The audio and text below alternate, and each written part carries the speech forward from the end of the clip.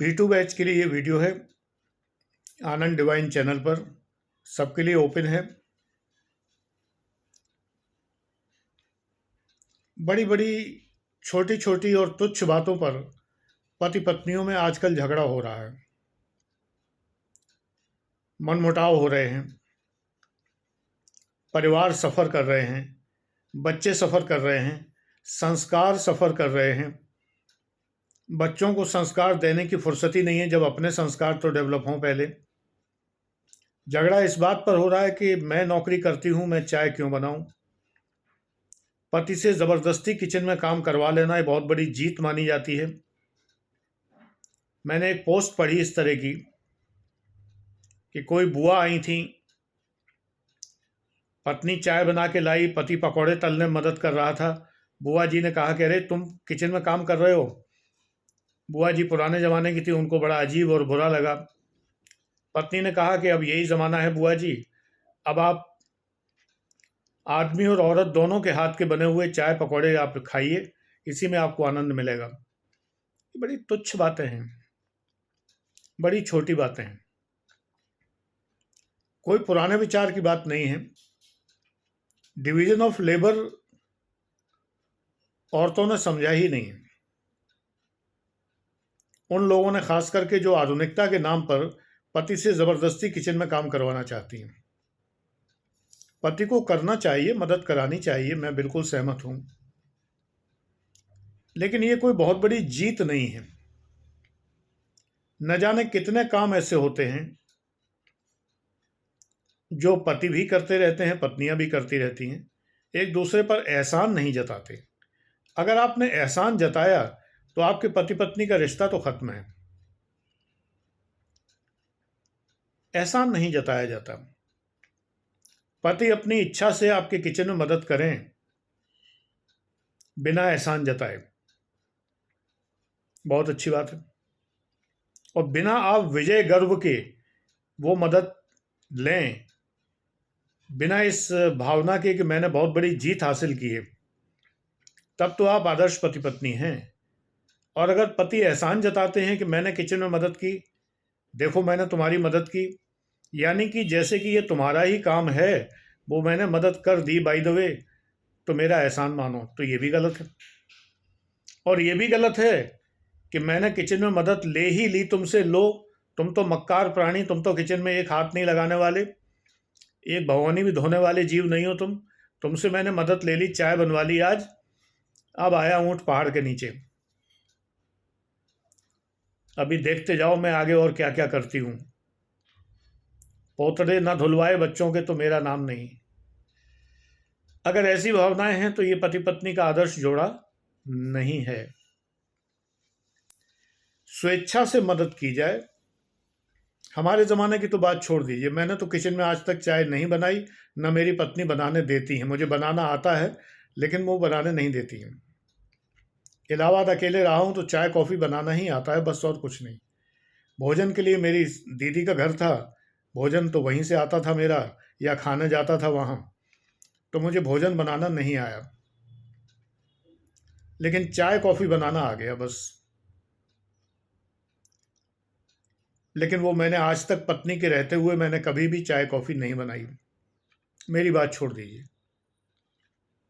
एक गाना है वो पुराना, मेरी बात और है मैंने तो मोहब्बत की है। हमारी मोहब्बत में ये डिवीज़न ऑफ लेबर का एहसान नहीं होता था कि पत्नी एहसान जताएं कि मैं तुम्हारे लिए खाना बनाती हूँ, मैं तुम्हारे बच्चों के लिए खाना बनाती हूँ, मैं तुम्हारे माँ बाप की सेवा करती हूँ। ये एहसान नहीं था।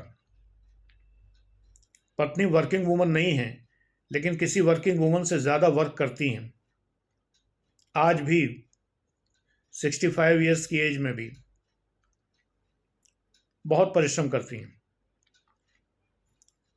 मदद कराने के लिए मेड्स हैं, कई मेड्स हैं हर काम कराने के लिए, लेकिन फिर भी वो बहुत काम करती हैं।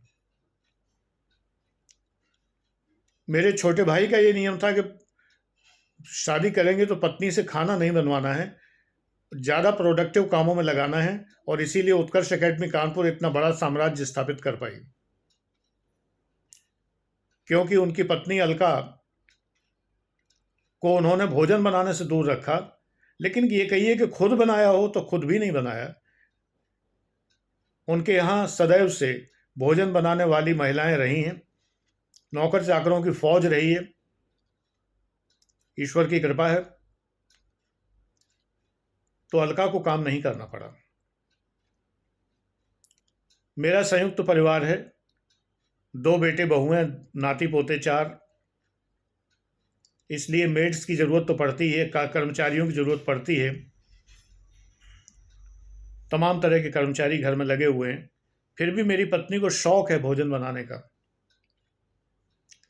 एक मेड भोजन बनाने के लिए, लेकिन वो कहती है नहीं। हम लोग भी कई बार ये कहते हैं कि जो स्वाद पत्नी के बनाए हुए भोजन में आता है, वो मेड के बनाए हुए में नहीं आता है। हालांकि मैं ये बात कहता नहीं हूँ, कभी कभी जब मेड भोजन बनाती है तो भी कोई समस्या नहीं पैदा होती है, लेकिन अगर पत्नी बनाती हैं तो बात ही और होती है। और पत्नी को भी यही लगता है कि जब वो बनाती हैं तो बात ही कुछ और होती है। बच्चे भी दादी के हाथ का भोजन पसंद करते हैं। बेटे बहुओं को भी मम्मी के हाथ का भोजन पसंद आता है। बहू डॉक्टर हैं, इंजीनियर हैं, लेकिन स्वयं भोजन बनाती हैं बहुत सा, जितनी हेल्प करा सकती हैं कराती हैं। उन्हें इस बारे में कोई गुरेज नहीं है कि वो तो एम्पावर्ड वुमन है, वो भोजन क्यों बनाएं। उन्हें भोजन बनाने में कोई समस्या नहीं, बड़े ही प्रयोगात्मक भोजन बनाया करती हैं। नए नए नित्य नए प्रयोग करना और नए प्रकार के भोजन जो मेरी पत्नी नहीं बनाती हैं, वो नए प्रकार के तमाम भोजन बहुएं बनाया करती हैं। मुझे तो उनके नाम भी ठीक से नहीं पता, अच्छे लगते हैं, बस ये बात जरूर है।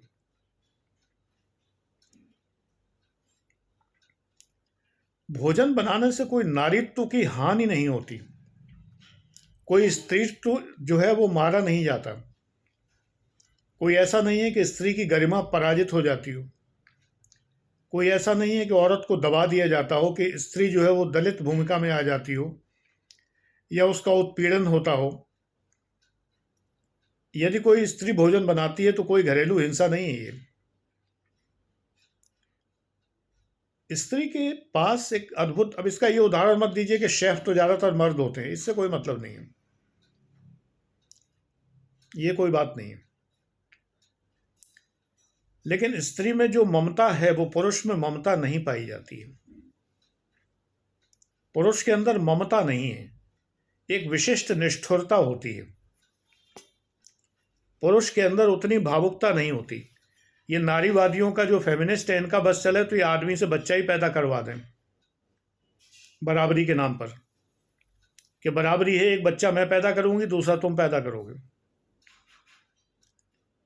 इनका बस चले तो स्त्री में कुछ ऐसे अंग उगा दें जो स्त्री मर्द के साथ यौन भूमिका निभा सके, लेकिन क्या करें, इनका बस नहीं चलता। नारी के अंग स्वीकार करने वाले हैं और पुरुष के अंग प्रवेश करने वाले हैं।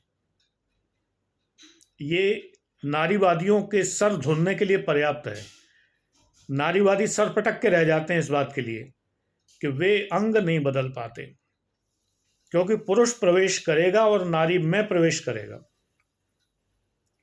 और नारी बच्चे को जन्म देगी, पुरुष बच्चे को जन्म नहीं देगा। ये फेमिनिस्टों का बस नहीं चलता, कसमसा के रह जाते हैं, कुढ़ के रह जाते हैं, जल के रह जाते हैं, भुन के रह जाते हैं, लेकिन ये नहीं कर पाते कि पुरुष से बच्चा पैदा करवा दें। नहीं तो ये करवा देते। बेलौस बात करता हूं, सीधी बात करता हूं, डायरेक्ट बात करता हूं, जिसे चोट लगे चैनल छोड़ दे।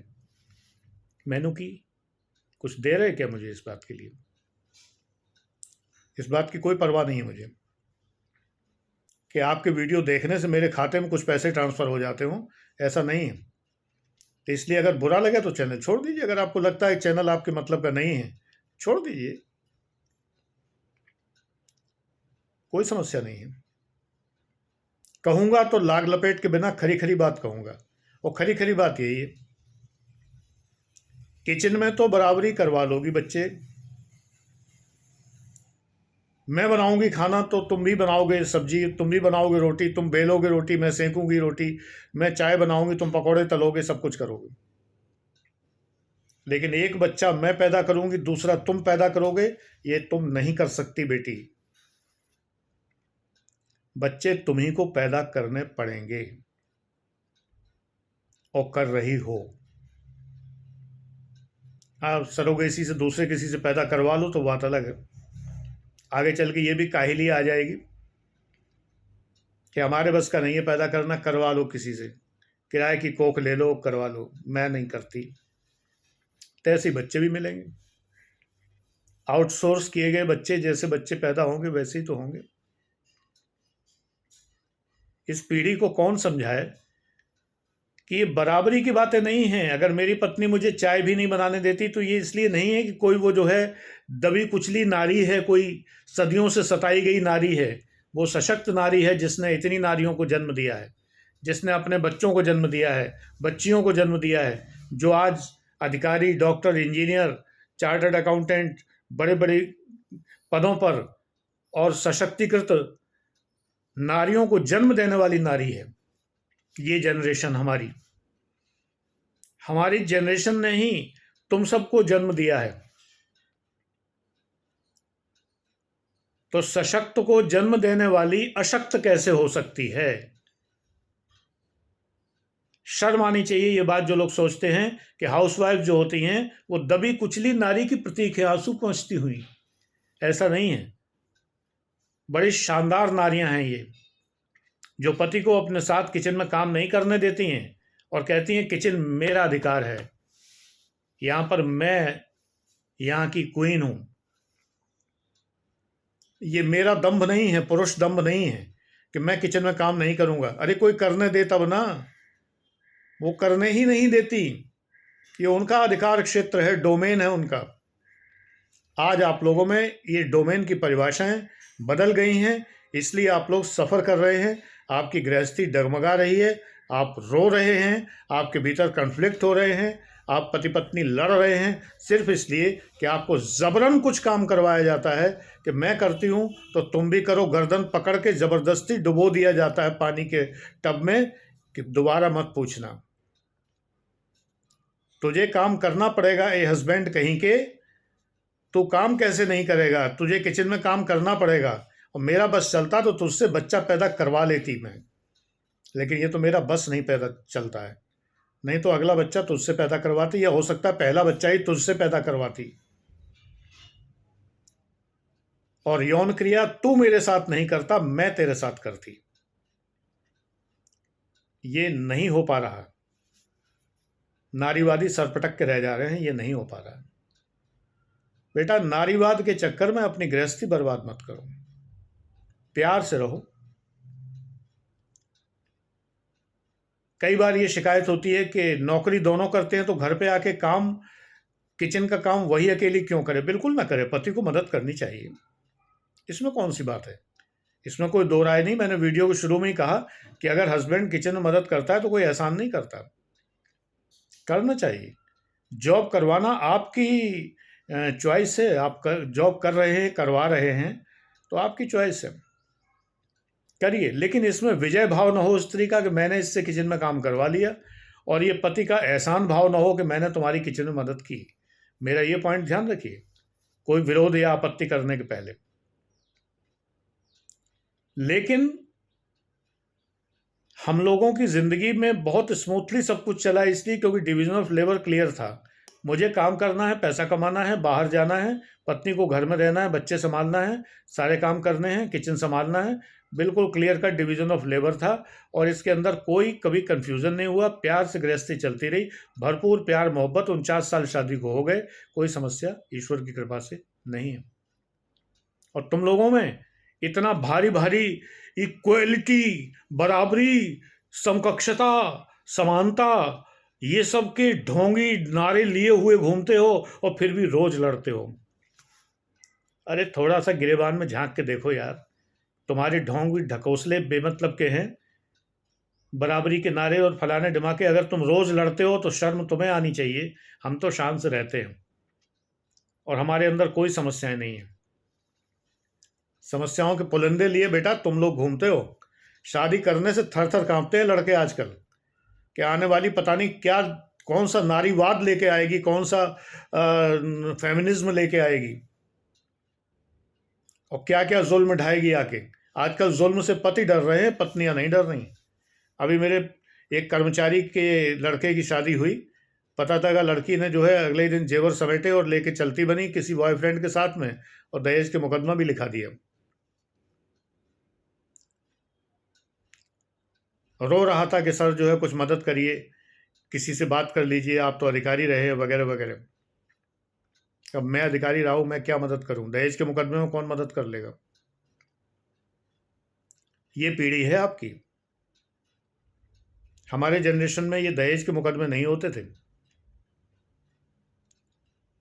मैरिटल रेप के मुकदमे नहीं होते थे, किसी ने सुना भी नहीं था, प्री नप्शियल एग्रीमेंट नहीं हुआ करते थे। अपनी पीढ़ी के गिरेबान में झांक के देखिए पहले, तब हमारी पीढ़ी की आलोचना करिए। हम तो सुख से निकल गए, आपका सुख खतरे में मान्यवर। बच्चे पैदा करने के लिए तैयार रहो लड़कों, जल्दी कोई टेक्निक आएगी, ऑपरेशन ऑपरेशन कर करा के 9 महीने गर्भ धारण करने के लिए तैयार रहिए। फेमिनिज्म का जमाना है। ऐसा कैसे कि नारी ही अकेली गर्भ धारण करेगी? तू पुरुष कहीं का, तुझे शर्म नहीं आती है? तू यूं ही खुलेआम घूमता है और नारी जो है 9 महीने गर्भ सहती है। कोई ना कोई टेक्निक ईजाद हो जाएगी, अगली जनरेशन गर्भ धारण करने के लिए तैयार रहे। Thank you.